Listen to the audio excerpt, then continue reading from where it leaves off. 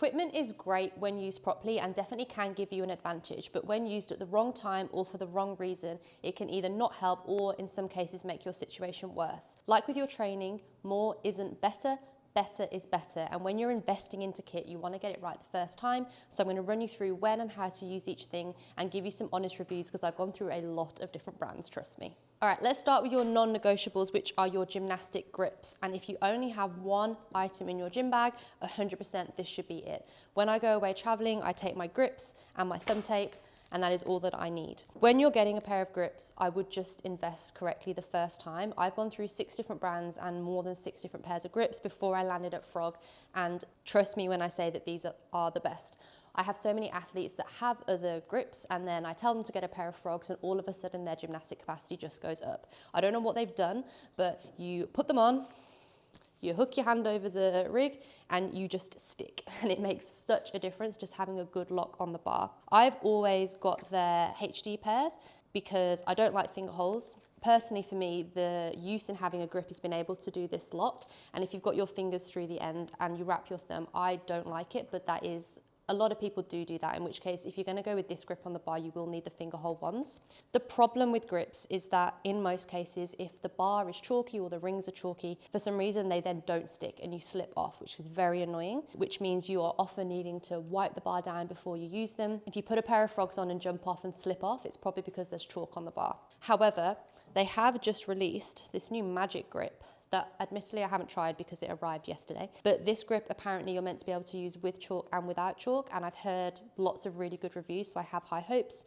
I'm going to personally use these on the rings because rings are typically very chalky. So I'm going to trust these to keep me on the rings more so than these. But whatever you do, get a pair of grips. They must be in your gym bag. Next non-negotiable is thumb tape. For any Olympic lifting that you are doing, you should be in a hook grip. And if you're in a hook grip, thumb tape is going to make your life 10 times easier. If you're taping for the first time and you don't know how to do it, we're going to unwrap your tape, pop the tape around the base of your thumb, kind of hold it in place and just wrap around. Don't do it too tight. I've lost so many feelings in my thumbs when I didn't know how to do this. A couple of times is good. And then if you're ripping it on your own, I just put my other fingers there and rip it off, and just make sure this is all pressed down so it doesn't come out within the workout.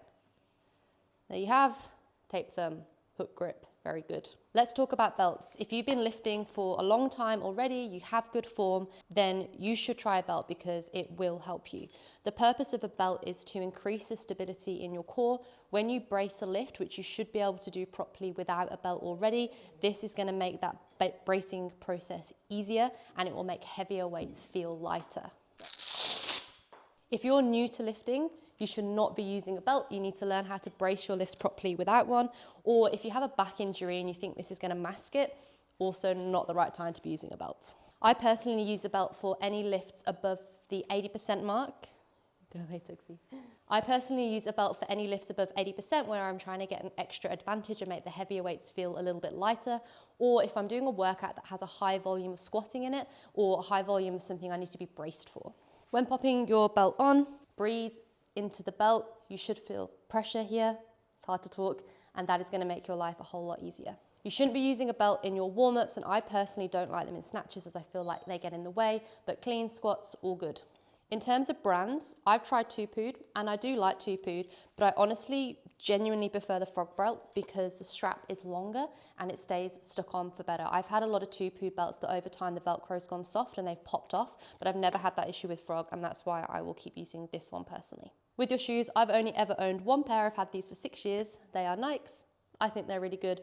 There are lots of really great brands out there. Some work for a wider foot, some for a more narrow foot, so I would use that information when choosing what ones to get. One thing to note with wearing these, when you first start wearing them, it's going to change how you lift a little bit. So it might take a couple of weeks to kind of relearn how to lift with them, but once you've got the hang of it, you will find your life so much easier. So if you can already lift and lift well and you've been doing this for a couple of years, get a pair because it will help. Knee sleeves are not a knee support for bad knees, although to be fair, a lot of people will use them for that reason. The purpose of a knee sleeve is to create extra rebound at the base of your squat. So when you're doing a heavy lift, whether it be a clean or a back squat or a snatch, when you get to the bottom and the sleeves are compressed through your leg, it will give you a little bit of extra support and spring getting out of them. So they do help in those scenarios.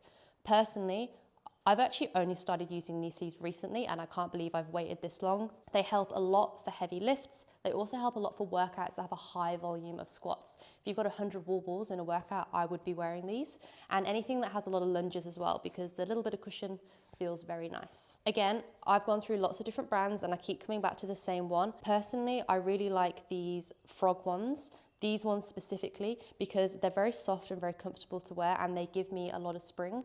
They do have some other ones on their website which I have tried, but I always come back to this particular pair. Wrist wraps. You should use these if you're having sore wrists within your training. It's 100% true that you should also work on strengthening your wrists, and if you only ever wear wraps, you'll only ever be able to do workouts with wraps.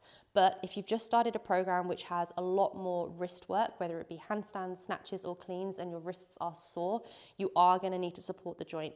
The joint takes longer to adapt than the muscles, so your strength might be increasing quicker than your joints can keep up with.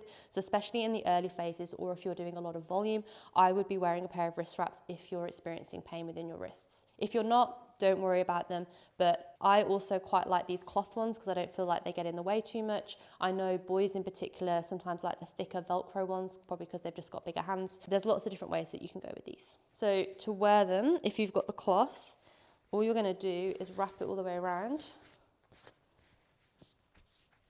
Get the string on. This is on quite loose. This isn't going to do anything. When I need it, I'll screw it on, and that will make it tight.